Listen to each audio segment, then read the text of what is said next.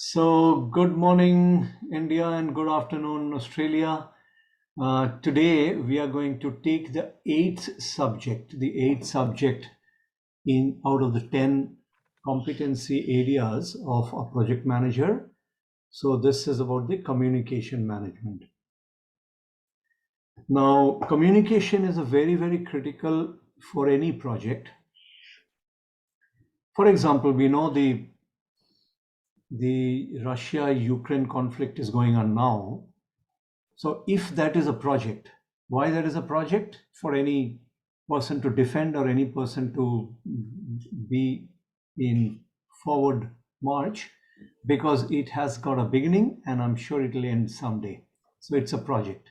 So the people who are managing that project, obviously, one of the success factors will be how they communicate during their project. Now imagine, say the Russian army, they are not communicating well with their control and command center and the frontline officers, then do you think they can win the war? No. Similarly, if the Ukraine is defending their country, they need to actually be in touch with the control and the command center. If they are not in communication, obviously there's absolutely no chance of their winning the war. So I'm giving this extreme example only to make sure that we understand how important communication is in delivering any project. So in a normal project, uh, you will be communicating with all the stakeholders. And therefore, there has to be a protocol, there will be a system, there will be a science how we communicate, which is the most effective communication for any project.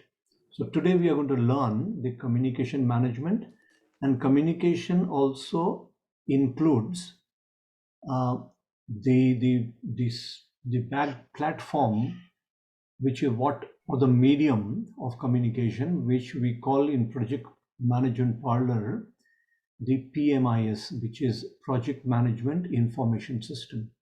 Because what we communicate in a communication technology, there are two parts of communication. One is the platform from where you communicate, and the second one is the content, what you communicate. So imagine you're standing in a stage and you're communicating with your audience. Okay, so the stage is a platform, but what you communicate is the content. So both are equally important, platform and the content. So even in project management, both are very important. The platform that you use for communicating with all the stakeholder, we need to manage that well, and the content that you communicate with all the stakeholders. So with that, the first slide will be in terms of what is the competency that we are going to learn about the project communication and the information system. There are three things we need to learn. What is how to plan the information and the communication process. So there is a process, okay? So we will learn that process, how to plan that process. The second is, after we have planned the process, we should be able to implement the process.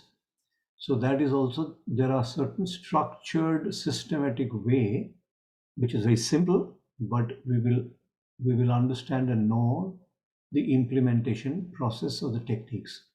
And then at the end, we will assess whether the process that we developed, the process that we implemented, whether that was successful or not. If it is successful, very good. If it is not successful, we will learn, and then our next project we can actually improve. We can also improve in the current project as we continuously assess how we are doing as per our plan. So the first thing, therefore, we need to learn is what is the science behind any communication. It's a very simple science. The science says that there is a communicator. Can you see my cursor? Okay, so there is a person who is communicating and there is a person who is receiving it. The science says the person encodes the communication. Now there could be various type of encoding. And when it reaches, the signals reaches the other person, it is decoded. Now, when the decoding happens perfectly, that means the communication is perfect. When the decoding happens imperfectly, that means the communication is imperfect, because I wanted to communicate A, B, C, D, but the person understood that as A but not B, maybe C but not D. So therefore, in the decoding process, there is a loss, and that loss is basically a risk in a communication process. So once we know the communication process, there is an encoding and there is a decoding, and there could be losses in between. As a project manager, you will be aware of that and make sure that you plug in all the possibilities of communication loss. Now, why the communication loss happens? The communication loss happens because of the noise. Now, just as a symbolic word I'm using, noise, because if I'm trying to speak to someone over, say, a telephone, and I'm in the road, which there's a lot of noise, the person who will be receiving my communication will not only receive my communication, but also a lot of disturbance in the noise. So the noise also creates a communication fault or communication error.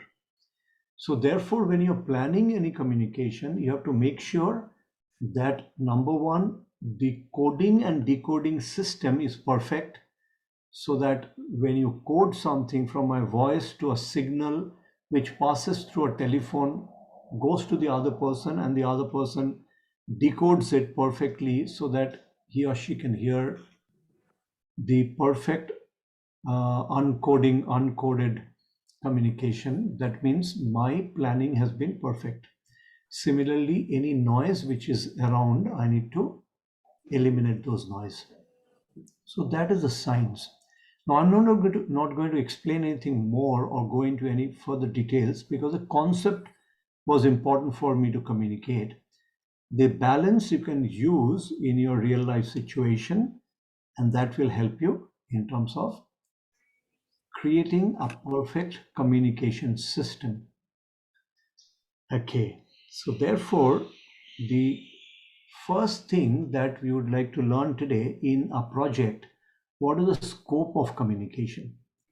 Now, the scope of communication should be, therefore, what to communicate. And here, the three things that we will like to learn, without going into any further detail, we know that the first is a functional communication. That means if it is a project, everything related to the project will have to be communicated. I gave the example of a war situation. So the functional communication is between the control and command center and maybe the front soldiers. Okay, so it is very important that the front soldiers report what is the situation. The command center and the generals who are sitting in the command center needs to understand perfectly what is being reported, and based on the reports they will strategize and giving them the command or the direction what needs to be done or what need not be done. So therefore, this is called the functional communication. Now, in a project situation, the functional communication, the other name for that is called reporting. So you will be reporting how your project is going, because that is primary function of a project, to communicate. If you are in a cricket match in a stadium, what is the functional communication requirement? Is the scoreboard. Okay, that's what you're reporting. What is the score? How many overs, how many wickets, how many runs, etc. Okay, so that's a functional communication. So the first part is reporting. Now, in the reporting, we have learned that the scope of communication for reporting, you as a project manager, will be all the 10 functions. That means you'll be reporting what is the scope, what is the cost, how you're doing as per the timeline, how is the quality getting delivered, are you doing some audits, how the manpower is doing, the human resources, is the procurement going well, is there any supply that you ordered but did not come, therefore the procurement is failing.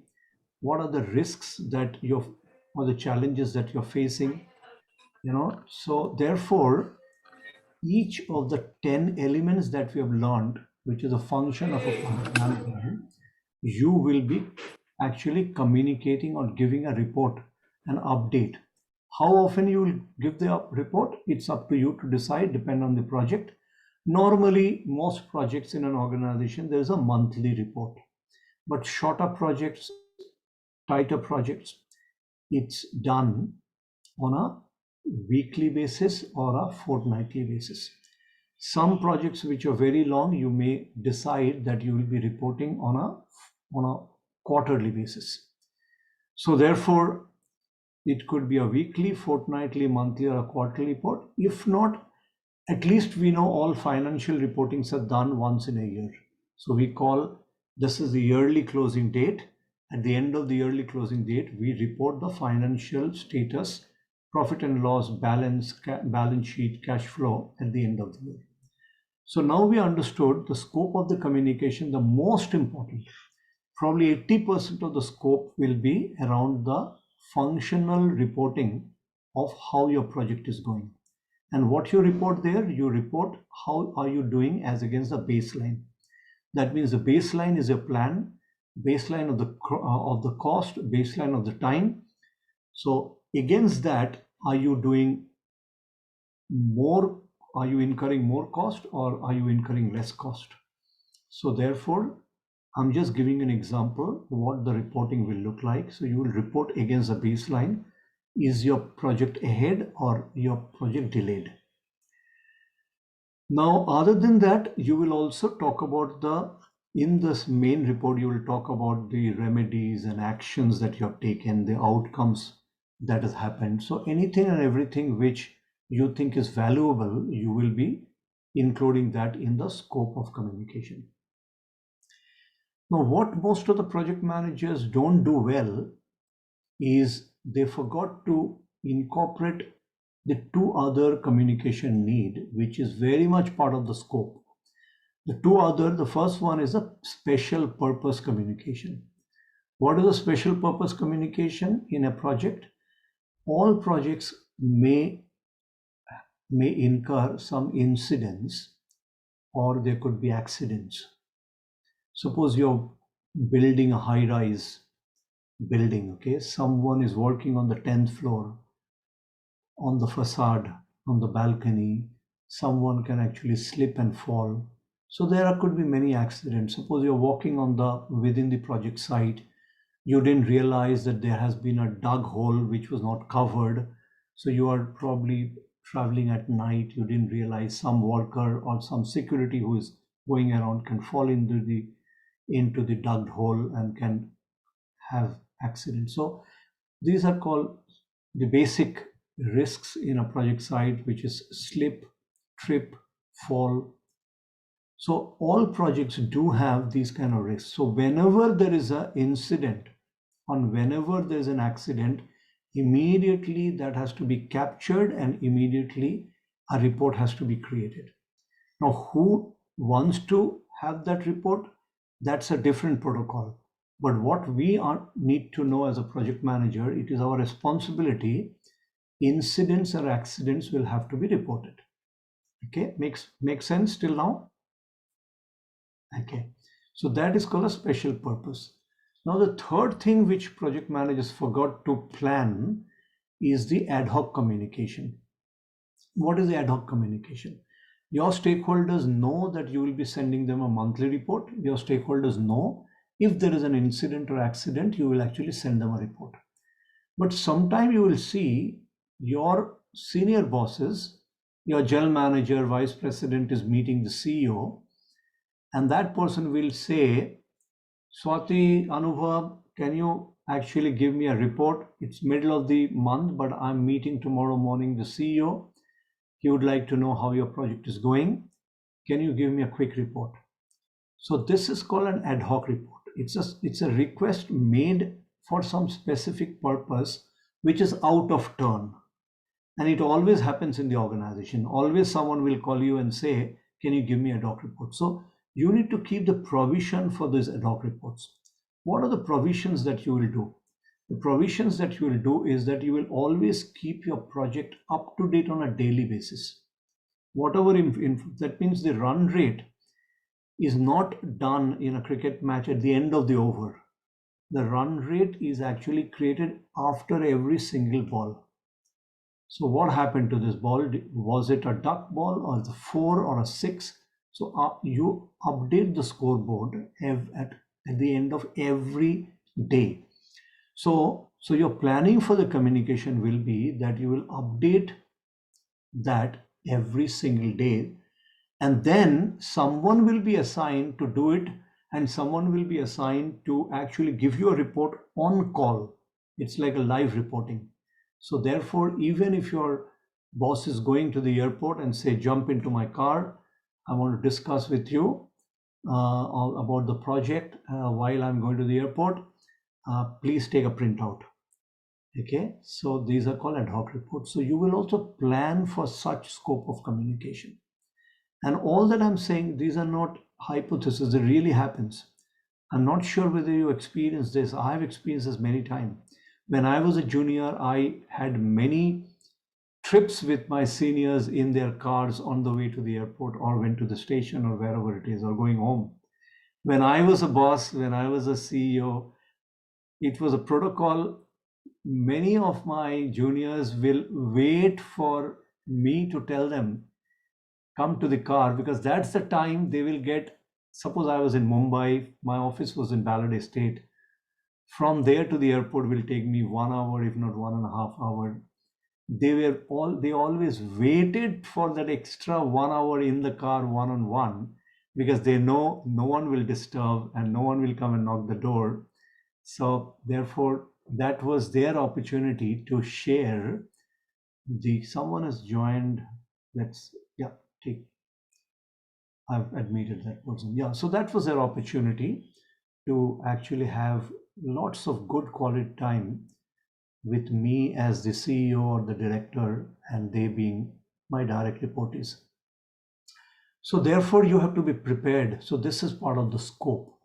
So what we have learned, I'm just summarizing. The scope of the communication primarily is functional reporting, in addition to their incidents and accidents, and in addition to that is ad hoc communication, which is on call or demanded suddenly.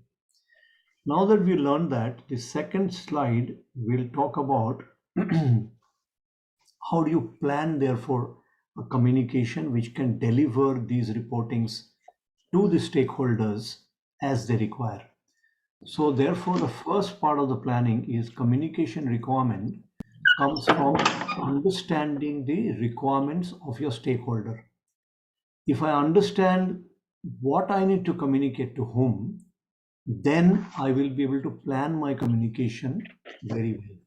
So in the last class, we have done stakeholder management, in which I've introduced two tools. One is called the RACI tool, another is a Paris tool. So the RACI tool, Rinjo, you may like to mute yourself, and then whenever you want to talk, you can definitely talk. Yeah, okay.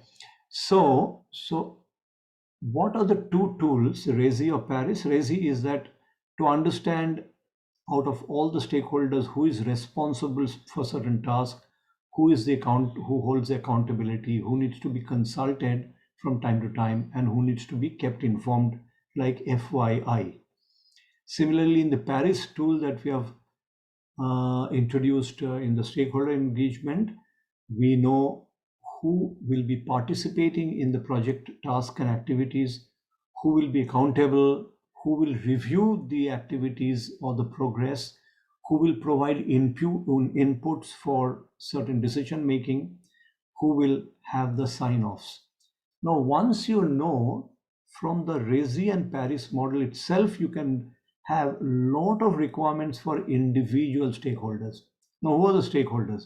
Stakeholders could be sponsor, stakeholder could be your seniors, stakeholder could be your juniors in the project team, stakeholder could be someone who is supporting you, like a legal person supporting you, an HR head supporting you, maybe an accountant supporting you. So these are stakeholders. The stakeholders could be a contractors, stakeholder could be a suppliers, stakeholder could be a government body, because they also need to know that you're doing everything as per the law of the land.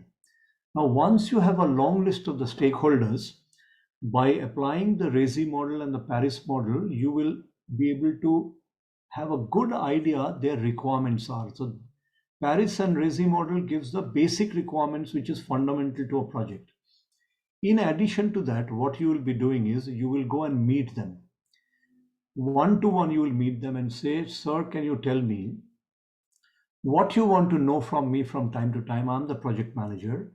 I've come here to do a stock take of your requirements. And they will say, look, I'm a finance person. Don't tell me anything about the project, but keep informing me how is the cash flow going. And keep me informed in advance what will be your cash flow requirement for the next month. So that when you need the cash, I will supply the cash which will be sitting in your project account so that you can withdraw that. So then you know the requirement of the finance head is only about cost areas. That means cash flow, invoices, outstandings. So therefore you can plan how to deliver these information to the account guy, and he doesn't need to know anything more. Okay, so like that you will have a requirement analysis. When you have the requirement analysis, that means the first part of the planning is done, that you know what is to be delivered to whom. Now if you see the slides, my cursor, you will see the project requirement could be the progress of the project, the performance of the project, what are the issues of the project, what are the resolutions of the project, okay, what are the final reports, how are you closing. So I've given you plenty of food for thought, but in one slide, because I'm trying to capture everything in half an hour, which is supposed to be a 1 month course. But this is good enough. You have understood how to plan communication. The second one is to develop the communication plan. The most important is you will develop a protocol. Protocol is like a process which says who, when, how, and what. For example, when I was working in, say, Department of Planning, which is like the Planning Commission of India, I will be providing certain information to the Minister of Planning to announce, for example, new lands are getting released, or the new airport is decided to be built in Sydney. Okay.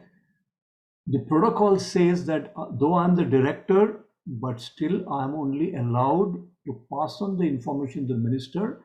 And the protocol says only minister will call a media meeting and tell that to the television crews and the radio crews, or release that to the newspaper.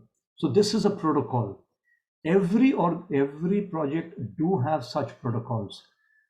Some protocol says that your junior, who is a site supervisor, is allowed to release certain information.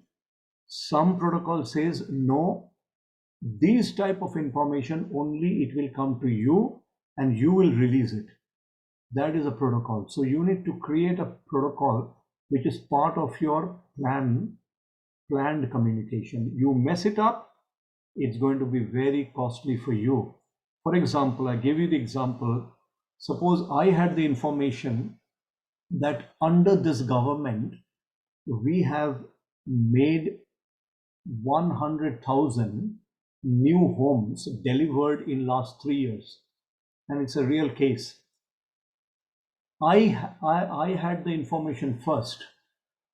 If I would have released that to the media, it would have been a very awkward situation for me, because the minister's office then will call me up and say, who gave you the permission, such an important thing to inform, because the minister would like to come in front of the media and say, my government has done a fantastic job in the last 3 years. We have delivered 100,000 new housing to the Sydney siders. Okay, I've helped the young couples, I've helped the new young citizens to get their dream homes, and my government has done that. So remember, therefore, the protocol is very, very important. So you will plan a communication protocol, which is the slide which I've written: who, when, how, and what. And then the protocol will have to be signed off. It is not an informal. You will get it signed off by your bosses, so that you know this protocol will be used for all communication, and everyone knows who will collect information, who will prepare the reports, but who will announce. Okay, so it's like it's like a film. Someone writes the script, someone gives the music, someone sings that, and someone shoots that music video.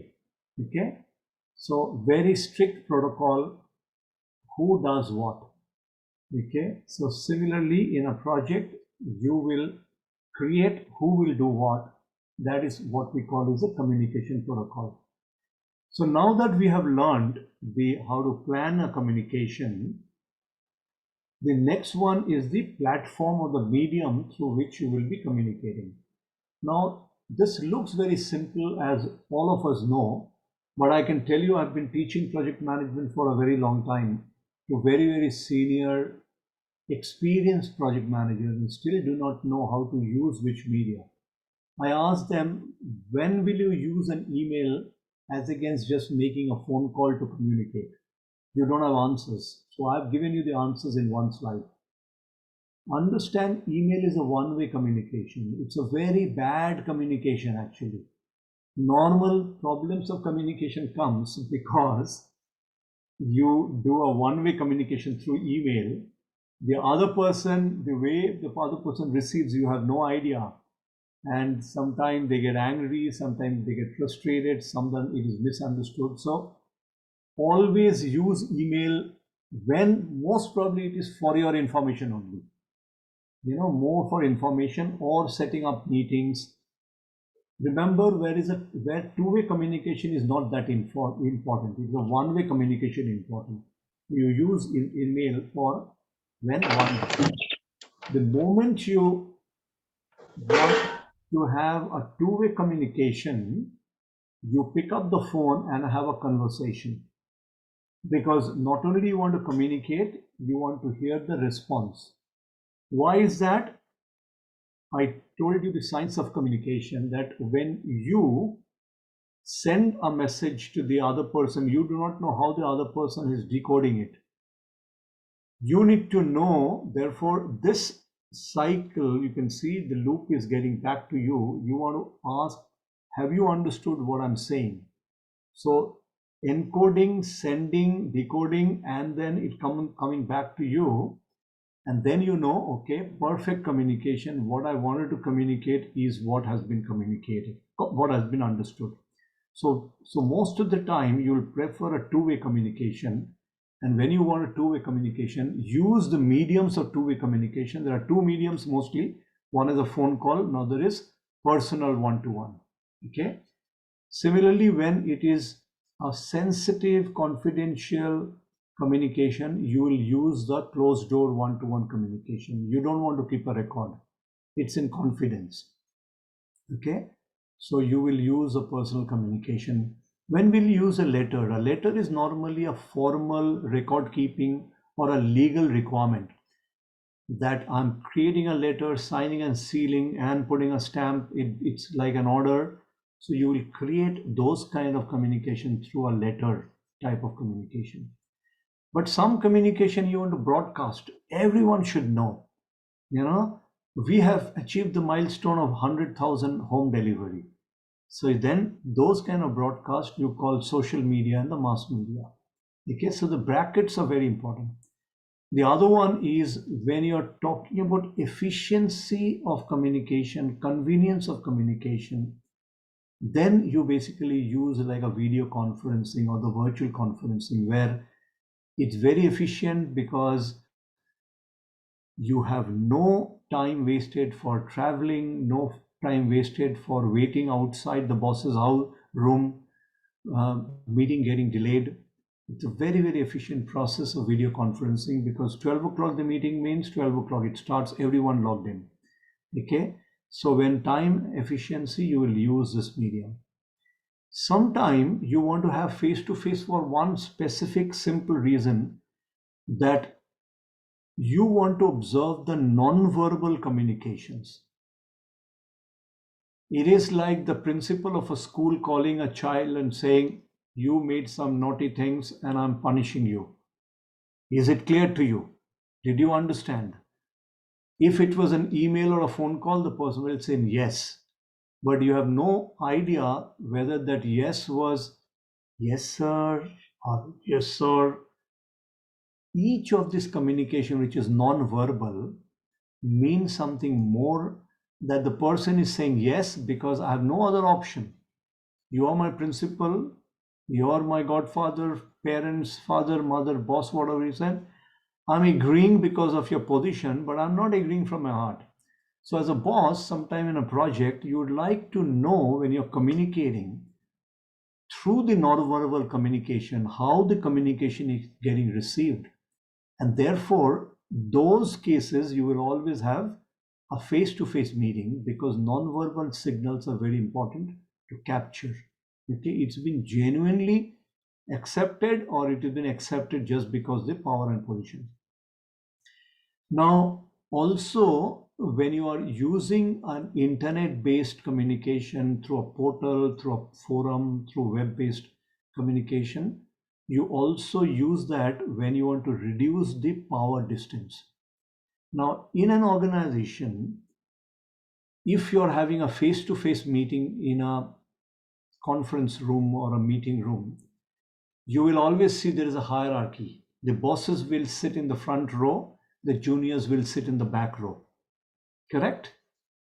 Can you sit in the front row in an auditorium? No. If you're a junior, you will be sitting in the middle or the last row. But in a webinar, everyone is in the front bench. Everyone is a box in front of my screen. Whether it's a CEO, director, or the junior most person, it's a level playing field. Everyone is just one box. So when you want to create a one box situation to reduce the power distance, for that need in a project communication, you will actually create an internet-based Zoom or a team meeting. Just a quick example, normally when brainstormings are done, you will do many brainstorming in a project. You will be doing the brainstorming in a Zoom, because that way you flatten the structure. Everyone is equal, everyone's opinion is equal. Okay, so now I've given you sufficient input to know about each of the communication medium and its appropriateness. So now you have a very good understanding of the platform. Going to the next slide is, now that I have planned which platform to use and what is the requirement of my stakeholders, I will now go for implementing my communication plan. So I'll give you a couple of slides. It's a summary of these slides. First is that you need to record all the needs, as I already told you. So the needs are recorded through a very simple template. Now imagine this is an Excel sheet. These are the columns, and the rows will be stakeholder 1, stakeholder 2, stakeholder 3, stakeholder 4. Those will be rows. So you use this template to do the need analysis. How do you do the need analysis? I've already told you. You can go and say, sir, I've come to understand your need, or you can send a survey, or you can send an email. Whichever way is easier, you collect all the needs of each of the stakeholders. So first is the stakeholder who, then they will say what is their need. I give you the example. The need for the finance guy is to know the cash flow. The need for the quality management will be that, what are the specifications under which you want to build. The need of an HR person is whether all the people are coming to a project, anyone is sick, anyone left the job and gone somewhere else. So those are the specific needs for each of the stakeholders. You will record that in a very simple Excel sheet. Then the important is that what will be the best source of information to capture to fulfill the needs. For example, how many people are absent? The best source of information could be the attendance sheet, the attendance register. Okay, so like that, for each of the need, you will write down what is the best source of collecting that information. Then you will also plan the method of collecting those information and delivering the information. So method of collecting information could be that you will have an attendance sheet, and the method of delivery will be a report in which there will be a section called staff attendance. And you will be assigning that to a person. And the last one is basically the time consideration, which is that is when.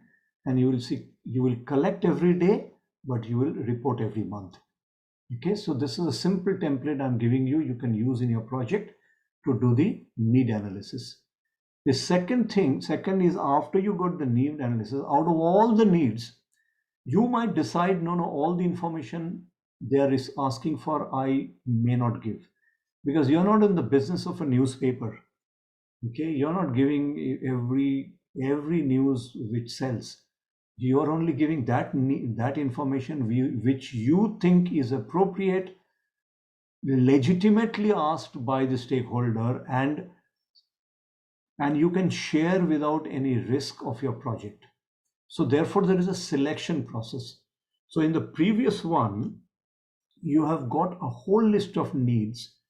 In this, through this simple Excel sheet, you are actually focusing on the information that you think you agree to provide on a regular basis.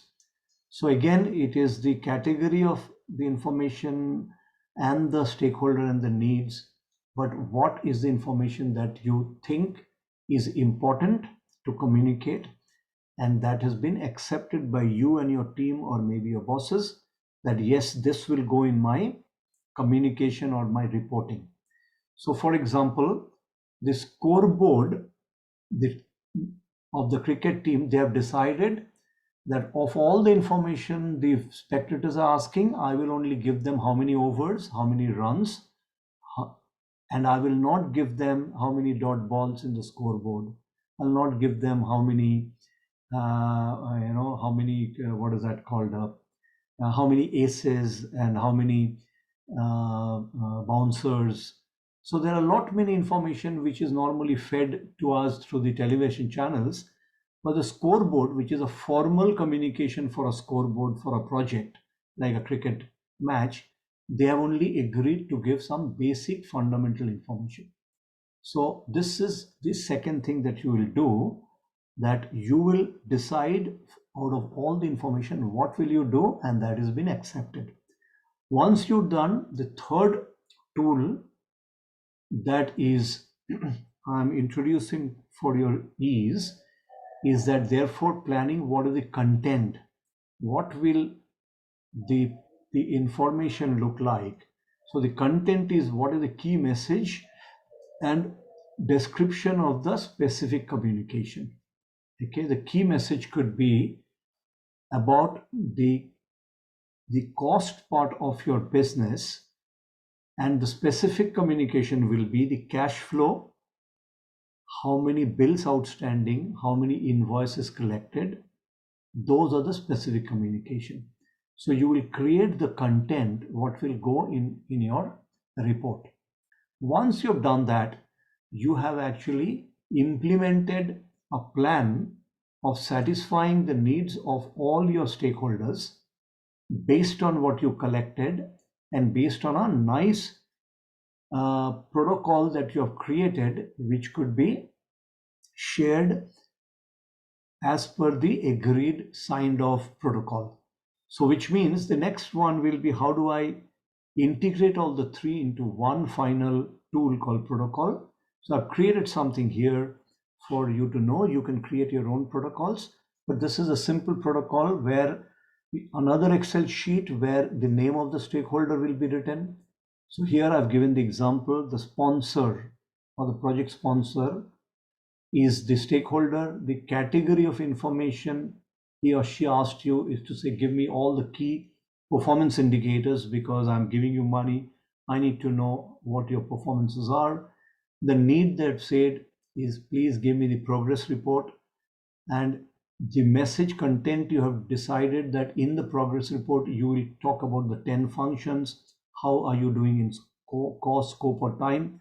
Or if they say no, I don't need everything else, just give me the cost, scope, time, and quality, I'm happy. So whatever is the message details is given there, and you will say in the description you will say, I am going to communicate to you against the baselines. Okay, my project baseline is $1 million. Against that, I'm 50% through and actually I've spent $500,000. Therefore, the progress is very well. So you've decided about the description. And then you said what is the source. The collecting of the information is PMO. PMO stands for Project Management Office. In large projects, you always create a PMO or create a command and control center, which is a project management office. Someday you will probably be hired to be the head of a PMO. When you're a very good project manager, you become a program manager and then you manage a program office or a project office. So you're the boss of the project, so you will create a PMO. So PMO is a source of information, and PMO also is the source for disseminating all the information to the respective stakeholders. So it's a one-stop shop. It's a very simple thing like a command and control center in a war kind situation. Okay.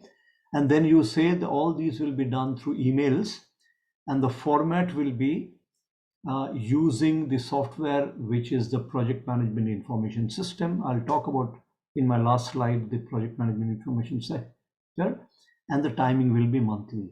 So what you have done now, you have actually articulated for one sponsor everything what needs to be communicated, including the authorization. In this case, the PMO is authorized. For another sponsor, maybe the project manager or just the project administrative secretary, you will write the source. Okay, so this will be a protocol which will be signed off by you, and then you have actually planned and implemented and communication management plan.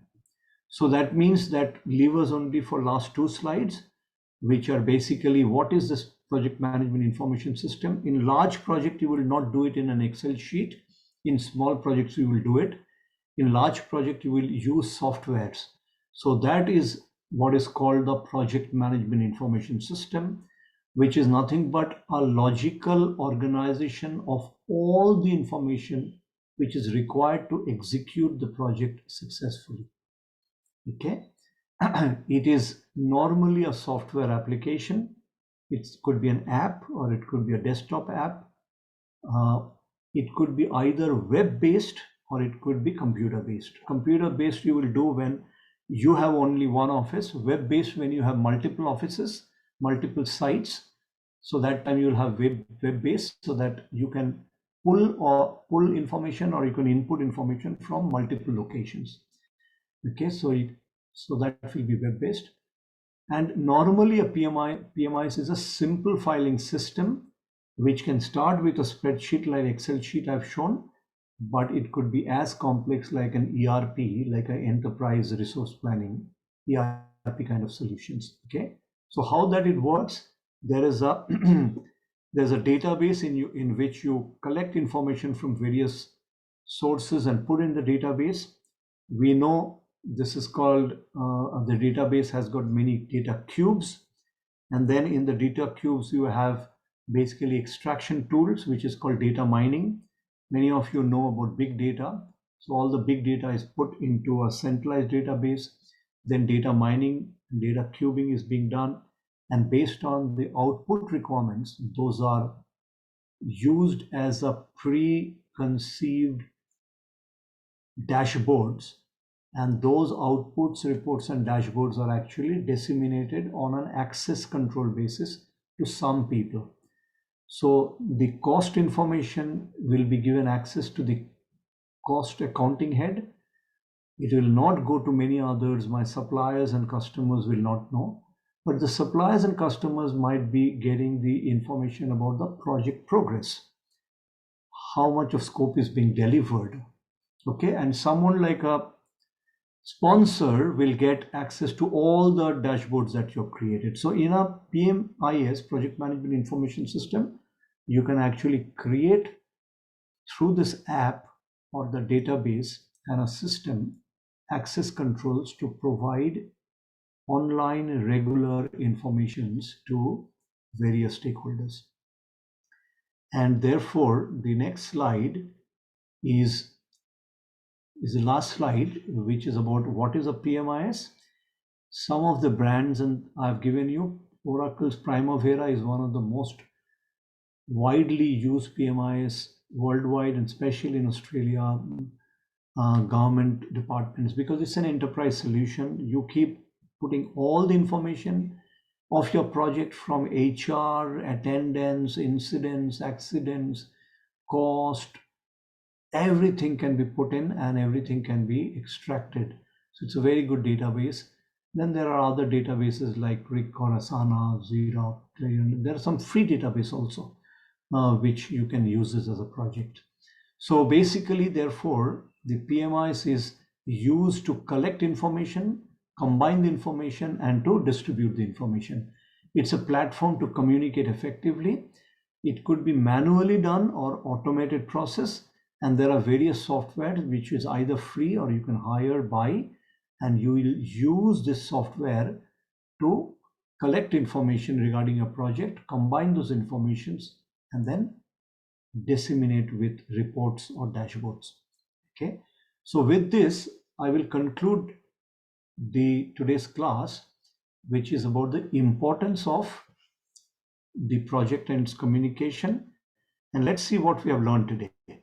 So what we have learned is there is a science for communication, and you have to be aware that the science can create noises and disturbances and miscommunication, and therefore you will try and plug those gaps so that what you plan to communicate is what has been communicated. So that's what is the first thing we have learned. The second one we have learned is what to communicate is basically reports. We have seen three types of reports: the functional reporting, routine repetitive reporting. We have identified incidents and accident reporting, and also ad hoc reporting. Then we said we have learned how to establish the communication requirement. So we have learned that we need to go to each and every stakeholder, use the Resi tool, use the Paris tool, use the face-to-face conversation, use a survey, and record what their needs and expectations are. And you will choose an appropriate medium to deliver those expectations and needs on a periodic basis, weekly, fortnightly, monthly, annually, whatever. Okay. And then we have also learned how to develop the communication protocol. That means I will start with a need analysis, then I'll select out of all the needs and expectations, the most important ones, which will not eat too much of my time, at the same time important to communicate. And once I've done that, I will do the content planning. That means what message and how it will be delivered. And I will use that through a signed off communication protocol. And I will use for all these an app which is called Project Management Information System.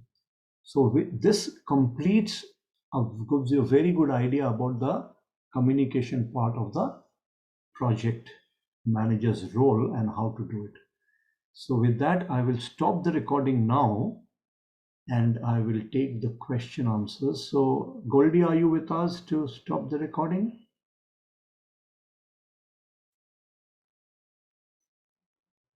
If not, then let me see whether I can get, yeah.